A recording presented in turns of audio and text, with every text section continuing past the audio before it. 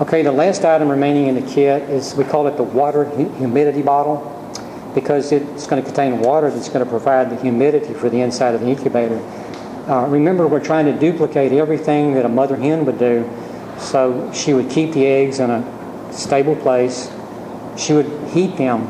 She would keep them warm at about 100 and 101 degrees temperature Fahrenheit. And we're going to be doing that with a heating coil. She would also provide humidity, from her body. We're going to be providing humidity with a humidifying bottle. We're going to put distilled water into the humidity bottle. We only use distilled water because it's going to be evaporating. If you use tap water, after the water evaporates, the tap water will leave residue, and it tends to corrode things and cause the incubator not to work well. And we'll talk more about that a little later. Notice that the water humidity bottle has a sort of a blue nut that you can turn on the neck or spout of the bottle. This is threaded.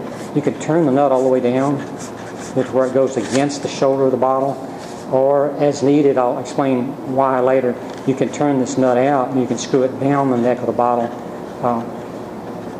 The real purpose of this, see, the bottle is going to be sitting on the incubator like this. Of course, when you turn the blue nut all the way against the shoulder, you're going to have this spout and the socket down as far as it'll go, and you'll have water in this. So the more you raise the water humidity bottle, the more water gurgles out into the bottom of the incubator.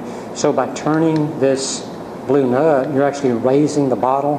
Gravity is going to pull more water out. It's going to gurgle through the socket into the base of the tray.